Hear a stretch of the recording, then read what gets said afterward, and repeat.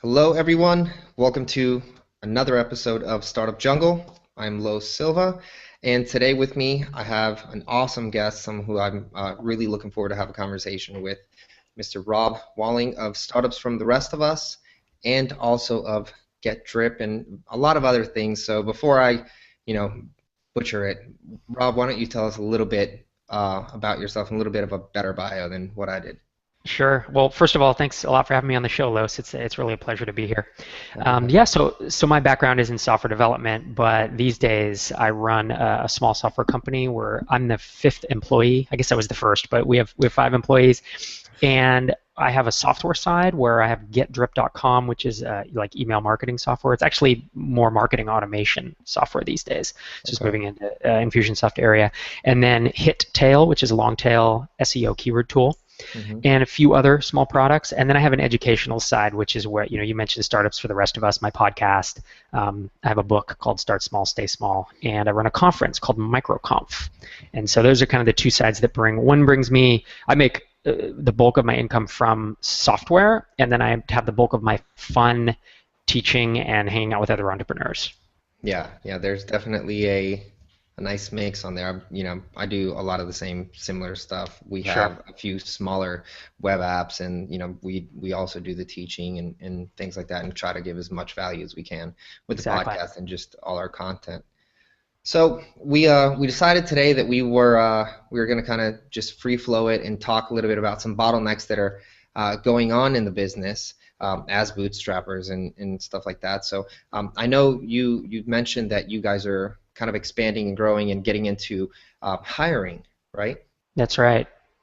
So what are some bottlenecks that you're having with the whole hiring process right now? Yeah, what's interesting is I started off as a developer. I'm more of an introvert than an extrovert, and I've always kind of liked working alone.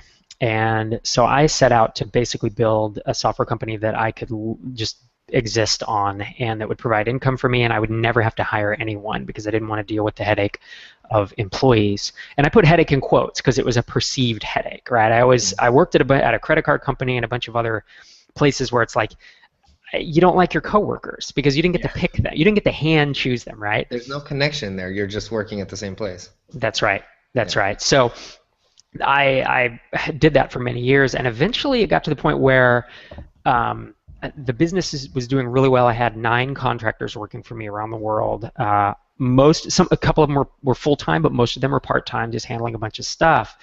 And it just hit the point where I was like, you know what?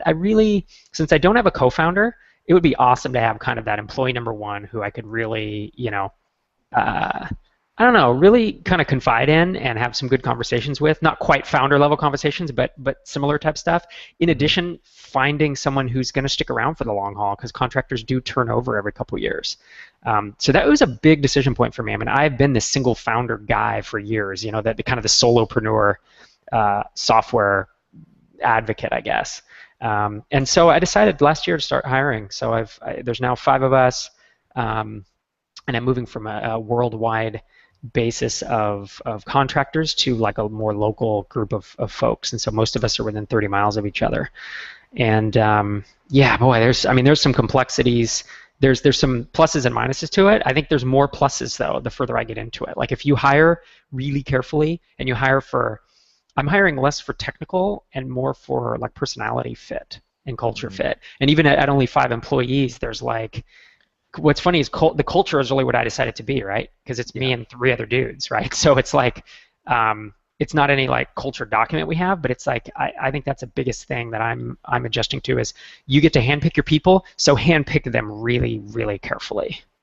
Yeah, I think everyone for the most part, unless you are VC backed and things like that, kind of starts off saying, "Hey, I got a guy, I got a developer in Romania, and then I've got a designer in India, and then That's right. we're just kind of going that way, kind of we're all figuring it out, right? And then Yep. as things start to get a little bit more serious, a little bit more moving forward, and you kind of look at different points of scale and what your bottlenecks seem to be, it turns out that a lot of those bottlenecks sometimes happen because you're in one time zone, someone else is in another time zone. There's actual problems that need to be resolved right now. We don't know how to get in contact, and so I totally feel you on kind of connecting with a more local based. Even even 30 miles because Yeah. you're just a quick drive. You could potentially have an office as well. Which we do, yeah, and we kind of all Yeah. meet. We meet there 3 days a week typically, but it's. I like to think of it as leveling up. I'm glad you brought up the point of kind of when you're starting out, you really don't have any money, right? If you're not Hmm. venture backed, and so Yeah. you have to hire. I mean, I hired a $4 virtual assistant when I started because I just didn't have any money, and I hired $10 software developers. You're not going to get the best at that point, but it'll get you to it can get you to the point of profitability, right? Of at least being able to lower your consulting or quit consulting or leave your salary gig, which is what it did for me, right? It enabled Hmm. that. But now that I'm at the point where the business has grown and there is budget, I've realized there's a leveling up, and leveling up is like going more local, and it's hiring better people, and they are a little more expensive, but it's amazing.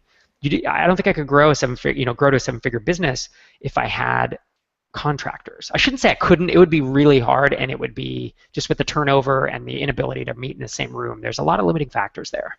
Yeah, I mean, I definitely think you could, but the again, the bottlenecks would always be the same ones. So scaling and systemizing your business is a lot easier when everybody's there, and then building that culture, like you talked about, is just it's something that at the end of the day, I think everyone in some sort of way, I was just having this conversation with my friend Scott, and it's something you crave because you are building, you are kind of like a loner and things like that, and you're kind of by yourself, or you have this remote team, but when you're in an environment where everyone can kind of like create, be friends, connect, share, help, more happens, and you're all kind of like happy to be pushing this thing forward, and I think that's powerful overall for any kind of culture. Yeah, I agree. And I think in those early days, if you're bootstrapping and you're in your first year, I think that hiring someone full time or trying to go local would be too difficult, both financially and just mentally. I wasn't prepared for it. I was too focused on building a product and marketing, and it really helped that I was in fact alone because all I thought about and all I worked on was getting that product and getting to the point of where I could quit consulting, basically. But and I think it does depend on your personality. I do know some software developers who 10 years later are still working solo, and still have their business. For me, I worked at home for 10 years, it does get old for some people. You kind of just want to change. And so I don't think everyone has to do that. I certainly don't. I think you can grow a SaaS business. I know several people who've done it without employees. I've done it to this point without employees, and it's been very successful businesses. But there comes a decision point really where you think, do I want to do this or not? And so I think it's definitely what I found is it's a very viable move to start hiring, and it hasn't ruined my fun like I thought it would. I thought I'd be weighed down with personnel issues, and like being an HR rep and like vacation time and whatever else, benefits and stuff. And I've spent very little time on them. I've been deliberate about just saying, here's the deal. If you need vacation, take vacation.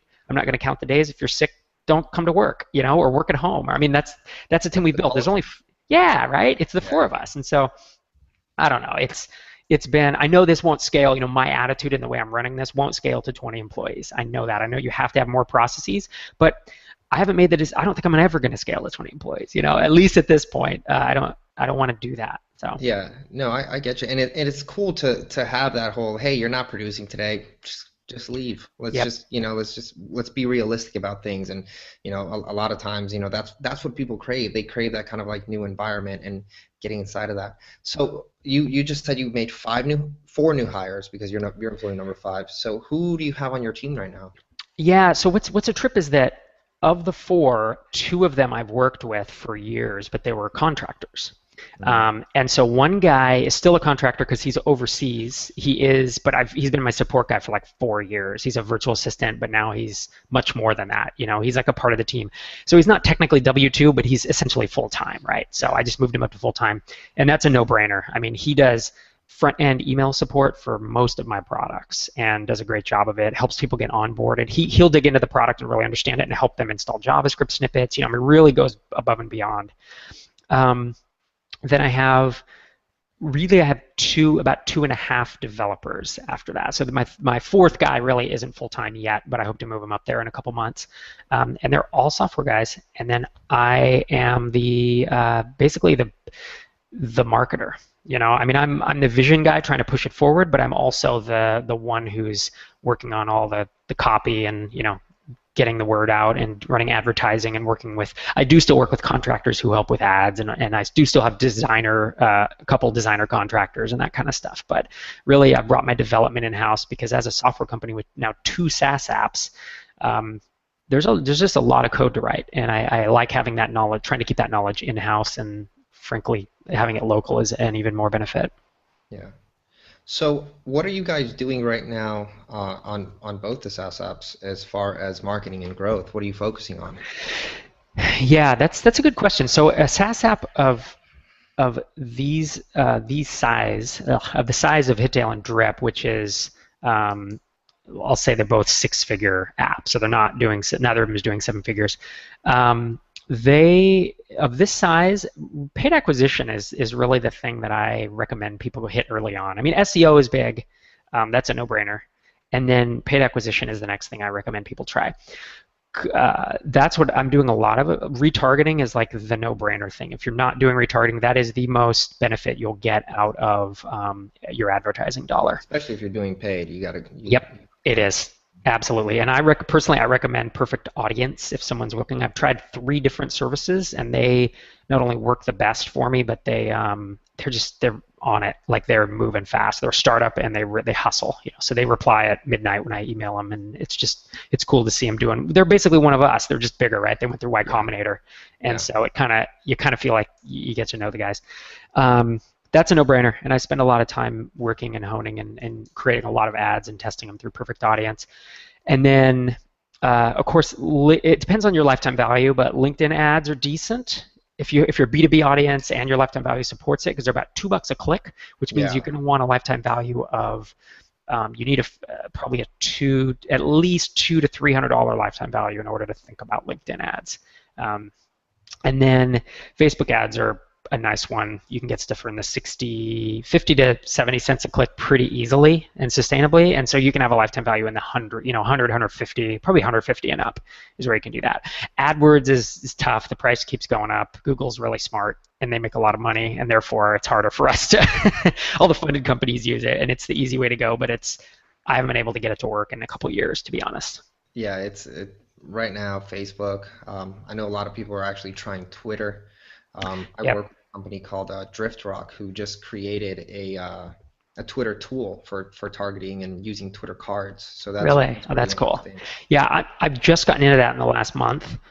There's Twitter retargeting now. There's Yeah. Twitter, paid sponsor posts and all that stuff. I'm only maybe $500 into it, so I don't have any wisdom or insight to share, and it's not positive ROI for me now yet. But definitely trying to figure out, because it's those early networks that's where you get the cheap clicks. Yeah. 10 years ago or 7 years ago, AdWords was 5-10 cents a click, and now it's, depending on your niche, $5 to $50 a click. Yeah. And then Facebook used to be, I used to be able to get 20-cent clicks on Facebook, and now it's like 50, 60, 70 as more people hear about it. But Twitter now should be that low-cost one for the time being. If you get in there early, it's the Wild West. The tools aren't great. That's where you can do some arbitrage.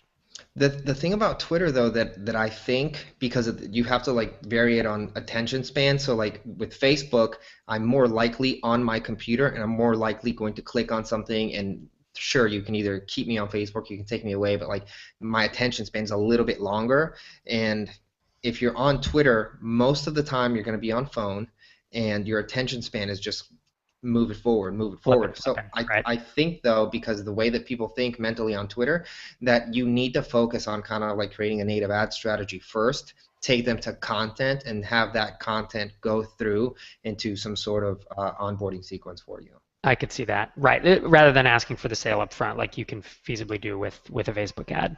Yeah, I mean, I think you can ask for the sale, but I think it's trickier. I think overall, you just want to like really blow up your engagement and audience on Twitter, and just take them to native ads, give them some content marketing, and kind of like tie that in. We're starting to test that out, and we're also kind of testing the same thing out on various different things with Facebook, just kind of like doing instead of right-hand side, just doing newsfeed ads, but the ad is basically just free content and kind of like taking you in. And different Right. things like that. That seems to be a good. I've heard that strategy also works really well on LinkedIn, where it's basically just giving away a white paper or a report or an ebook or whatever, and you're just trying to get the opt-in, right? You're trying to get them into that drip marketing sequence, where you're educating them and starting to build a relationship with them over a course of emails. Yeah, LinkedIn, I would personally kind of be a little bit more afraid of just because you really have to know your numbers Mm, and you've got to have some sort of a sales team mm. because you are taking them through and you're going B2B. And so like, there's a longer sales cycle there. And so like the way that one would work, I think is a little bit longer tail than just kind of like the immediacy of what Facebook can do right now. There are niches in LinkedIn or interests, I guess they're called, that are less like the internet marketing and the SEO and those kind of folks on there that are less enterprisey. I know it has the reputation of being all enterprisey, but I've seen some results that have worked. Yeah, So, there's also the coaching, coaching mhm, speakers, authors, all those guys. sure. That's cool. So how's the podcast going? Podcast is going great. Yeah, we've been doing it. It's called Startups for the Rest of Us, and basically it's my co-host and I. We spend about 30 minutes a week, and well, that's how long the episodes are. And we basically talk about what we're doing with our businesses, and then we try to also educate on a topic. So we'll have like the ways to do customer development, or the ways to find your customers, or the way to build an email list, or the ways to survey your list, or whatever. So we try to base it on stuff that we're actively doing. It's a lot of fun. It's probably the funnest 30 minutes of my week. We spend about an hour recording it and 20 minutes outlining it, and we have a great editor. So it's fun. It's not a bunch of work. I tell people if they're going to start a podcast, like get an editor. Get someone to do all your scheduling, because then you're going to keep doing it. Because if you try to do everything, you're gonna last about 5 episodes, like most podcasts, and then you're going to fade. Yeah, yeah. We keep refining our process here. We started off I was doing all the biz dev stuff and I was reaching out to everyone and getting so I just made a document and I have someone do that now and we do the outreach and we do the research, the editing. It just makes it easier for you so you can kind of jump into the conversations and That's get right. the most value you can because if you're doing it all, it's the same thing, man. It's just difficult to do everything at all points and every time. Yep. Yep. And even though it won't be, the editing may not be at the exact quality that you would do it if you just spend 4 hours on it. It's like it's not worth it. The value's still there. You know Yeah. what I mean? Yeah, And that's the right. biggest thing is, man, you've got to like it. You've got to Yep. enjoy it. If you're getting away from it, I've had a lot of people reach out to me lately because we've been doing pretty good with iTunes. We just launched the podcast, and the second day was #1 on business. Congratulations. That's awesome. And people are like, "Oh, I'm going to start podcasting too," and this and that. I'm like, if you are expecting any kind of quick gains on this, it is Yeah. not. I have a year, 2 year goal out, Yep. for the actual podcast. I'm happy Yep. giving the value and things like that, but what I expect in return is not happening for a year or two. I think that's really good advice. Yeah, it's a long, slow build, just like building a blog, except, let's say about 3 years ago, 4 years ago, when we started the podcast, it was about a 1 to 10 ratio in terms of audience. And that was from like 3 or 4 different podcasters I knew who also had successful blogs. So they had around, one person had like 10,000 RSS subscribers on their blog, and they had done their podcast for a year, and they had about 1,000 RSS subscribers on their podcast. And I was the same way. I had about, at the time, I had 7,000 RSS on my blog. We got up to about 700 within the first few months, 700 listeners, which was good. But then it's the slow build. It's like building a SaaS app, man. And it is you just show up. You need to be consistent. You need to deliver, and you need to show up every week, because those are the podcasts that build. The one I listen to 60, 70 podcasts, but so many of them are like once every 3 or 4 weeks, and it's like, yeah, I listen to them, but I'm not a diehard fan because I don't get into their story. Yeah. And if you come every week and deliver, and you deliver good stuff, that it's like a 1 to 2 year goal. That's a good horizon. That's when you're going to see 4 figures of listeners, unless you're blowing it up and you already have a big audience. I mean, if you're really kind of building from scratch, that's what it's going to take. Yeah, or if so I've been looking at kind of data, iTunes doesn't really give you that much, but Libsyn gives you a little bit of data, and I've been kind of checking that data against the blog data because we're getting a lot of hits to the site and we're Mm-hmm. getting different hits over to iTunes. What I've noticed is the person that listens on iTunes does not go to your website, and the person that listens on your website, they do not go to iTunes. So it's kind of like it's cool because you're reaching two different audiences. Yep. It's a little tricky because you need to be setting up two different calls to action to go Yep. to, two different places. So I'm enjoying it because it kind of like makes me out just, like when you're building anything, it's kind of up to you to say, hey, what can I look at? What can I tweak? Where are things happening? Yeah, that's right. Yeah, we found the same thing. We have, many thousands of listeners, and the blog traffic itself, the startups for the rest of us website, doesn't get very much traffic because everybody's listening on Stitcher or on the podcast app or downloading through iTunes. And it's just, I mean, how many podcast apps have you been, or I'm sorry, podcast websites have you been to? I don't go to very many. Yeah, it's pretty rare that I will click through Yeah. and get on the computer. So yeah, there's definitely a separate call to action. I like that. Yeah, yeah, definitely. If you're on iTunes and you're a podcast listener, you stick to it, or you stick Yep. to Stitcher and things like that. We're trying to, and we'll see how this goes. After I don't have enough data to actually say that it works or doesn't, but we're kind of trying this whole content syndication strategy. My buddy Dan calls it like the echo effect, which is basically we're going Hangouts. The Hangouts go to YouTube. The YouTube gets ripped into an MP3. That's the podcast. We put it on Libsyn. It goes over to Stitcher, SoundCloud, and iTunes. And right now we're just seeing where we can get traction. But Hmm. as 6 months to the year, we can say, hey, this all these extra pieces gave us this much more Hmm. traction, and it's really just it's a big thing about just opening up new audiences. Hmm. I agree. I think that's a good approach. I mean, that a lot of the bigger podcasts, like Internet Business Mastery, does that. They send their stuff to all those places. They syndicate it, and then Pat Flynn's thing of what be everywhere, right? That's what he keeps Yeah. saying, and it's like it's certainly worked for him. So we haven't done the video thing at all. We've always done audio, but yeah, I could see there being benefit to it for sure.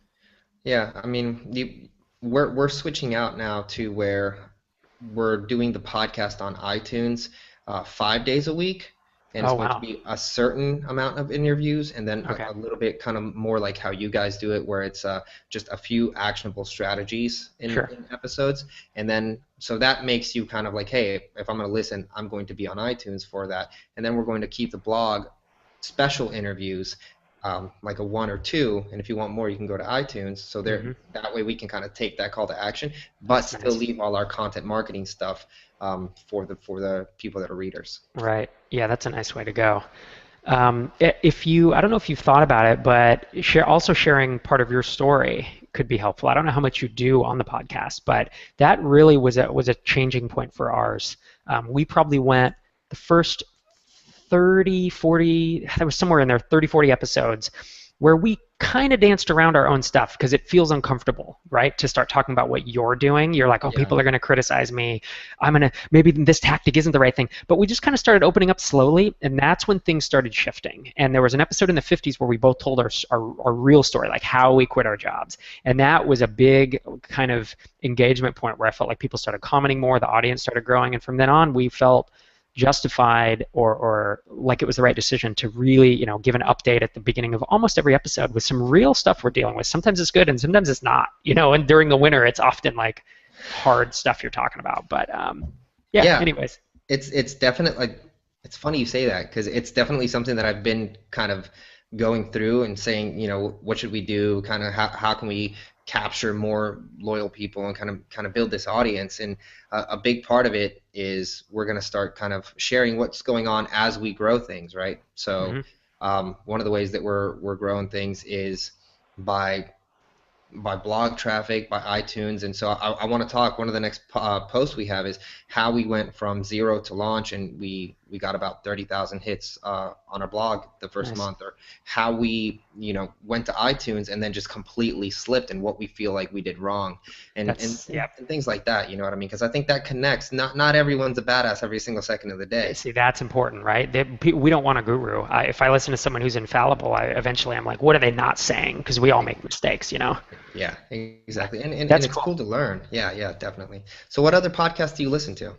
Oh man, I listen to a lot of startup podcasts, but I also listen to a lot of stuff from like NPR, like popular culture and Planet Money podcasts and This American Life and that kind of stuff to kind of go interdisciplinary. I listen to a couple economics podcasts called there's one called, was it The Hand? Something about a hand. Dang it. The Hidden Hand? Yeah, that's really helpful. There's a really good one called 99% Invisible that I'd actually recommend to most people don't know about it, and it's from NPR, but it's like a 20-minute podcast every week. It's very, very well done.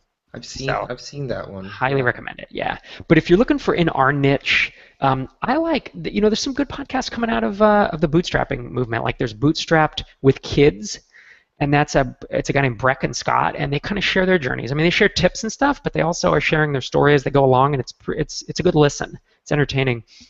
And then there's one called Bootstrapped, which is called Bootstrapped. That's again Ian Landsman and another guy, Andre, talking about their stuff. Um, yeah, those are the big ones. Yeah. What that I get engaged with. Tropical MBA. I don't know if you listen to Dan and Ian, but that's Yeah, also I do. it's cool to get it's similar, right? It's like you hear some of their story and then you hear some of their tips and they're helping listeners along. That's the kind of format I love. I do like interview podcasts. There are an awful lot of them, and I've had to kind of tone it down after a while because you either hear the same people or you hear the same messages from different people, right?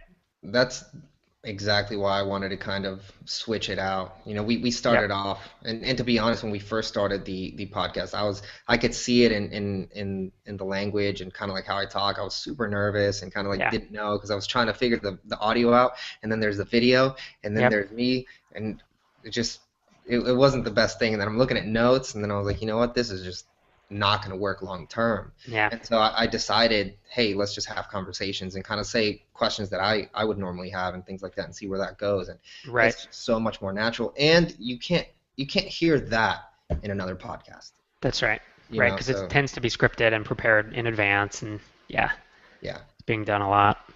Yeah, I really enjoy you guys. It's a great podcast. It's super actionable.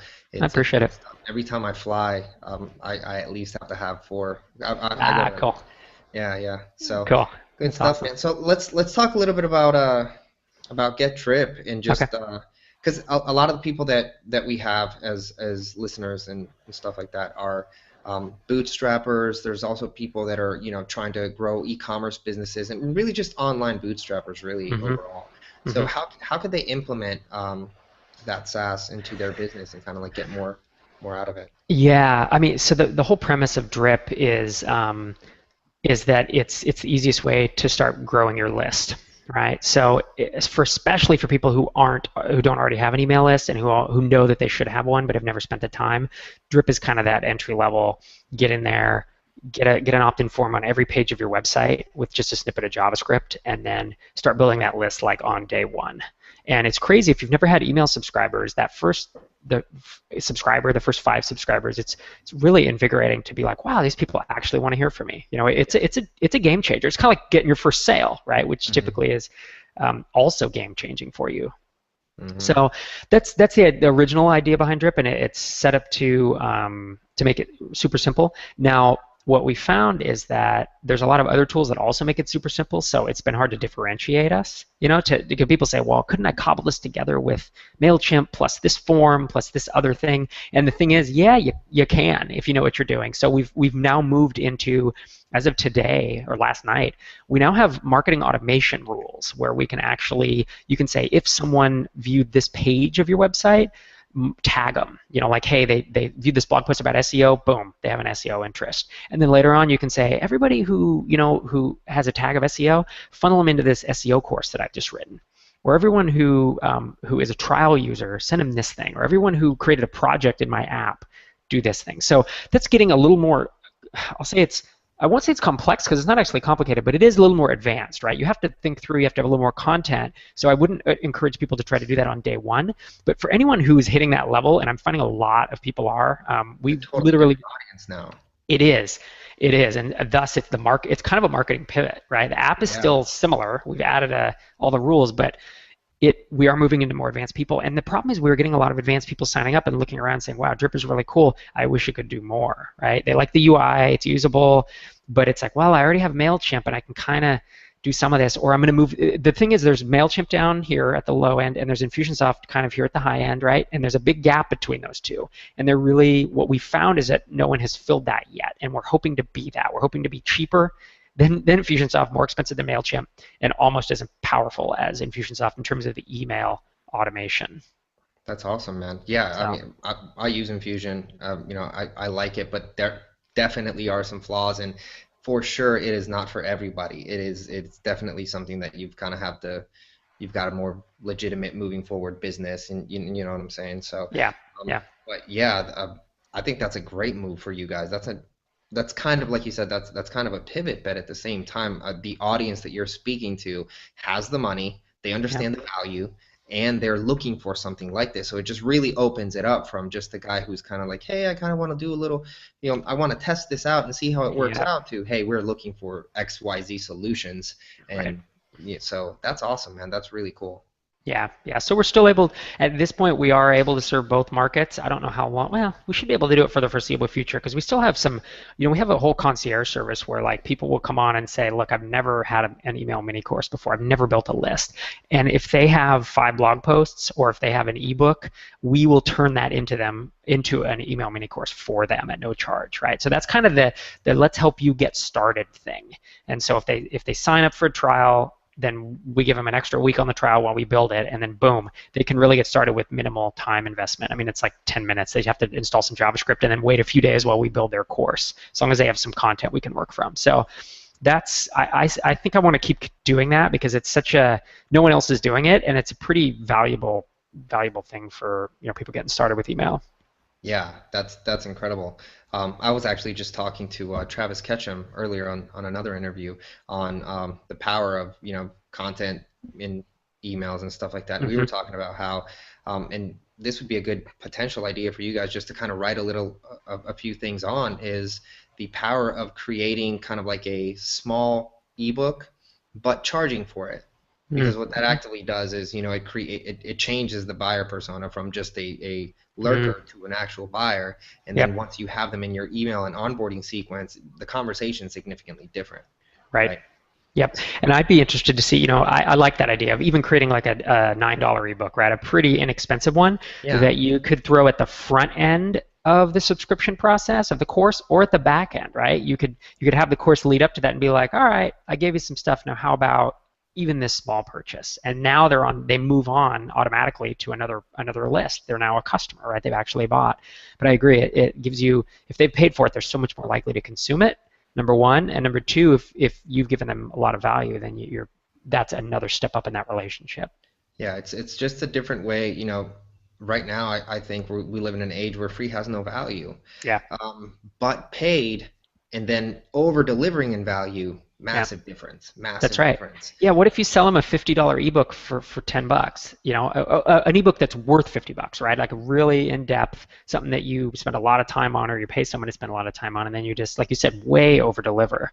That's how like that's how word of mouth gets started, right? Is when you Yeah. make it a no-brainer, and Another that's thing you pretty can cool. do is kind of create a small webinar, but it's a paid webinar. So it's like, hey guys, this is a paid training you're going to be on. There's Hmm. nothing really for sale here. I'm going to show you how to gain a list of subscribers within the next 45 minutes, the ins and outs of how to do this, right? And it's $7 or $8, and I'm way worth more than $7 or $8 an hour, Hmm. so that's how you position it. You get some good copy in there, you teach, you over deliver, and they say, hey guys, so this is the process, and you're more than capable of doing it now. You're going to get the webinar replays. Well, if you just want to make it a little bit easier for you, you could just get drip, Hmm.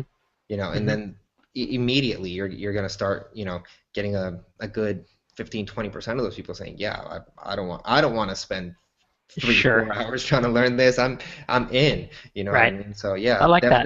definitely a few of those strategies I think just in general, SaaS companies need to start kind of thinking a little bit more about just getting that first acquisition rather than let's put people through this funnel for free and get millions, and then it doesn't matter. I'd rather get 100 people to give me $10 and then build that relationship than get 1,000 people and have to just segment and see what's going on and no one's listening, Right. and then the open rates because the engagement's not truly there. Right. I think that's a really good idea. I'm actually making a note here about that. I haven't, so I know that webinars are working, killing it for a lot of people, right? Really doing well, but I haven't heard of anyone charging a nominal fee. I think that's a clever twist to that.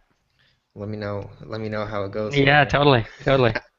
Cool, man. Well, Rob, I don't want to keep you. I know you've got a bunch of stuff, and I try to keep these to about 30 or so minutes. So, any final words if anyone wants to reach you, what's your Twitter handle, and what's the best Yeah. place to go? Yeah, I'm at Rob Walling on Twitter, and that is a good place. I'm on there every day, a few times a day in between meetings and such. And then yeah, startups for the rest of us is probably the best place for people to startupsfortherestofus.com is a good place to keep tabs on me because that's where I'm talking about what I'm doing, and we're easy to reach through there. We also have a little opt-in box there where we keep people posted via email as to what we're up to and let them know about our conferences and such. So. Cool, cool. Awesome. And guys, we are at Startup Jungle. Reminder, as always, if you guys want to download our growth hacking guide, it is probably to the right. And if you are on iTunes, please go to startupjungle.com and leave us a review. We appreciate you guys, and we'll talk to you soon.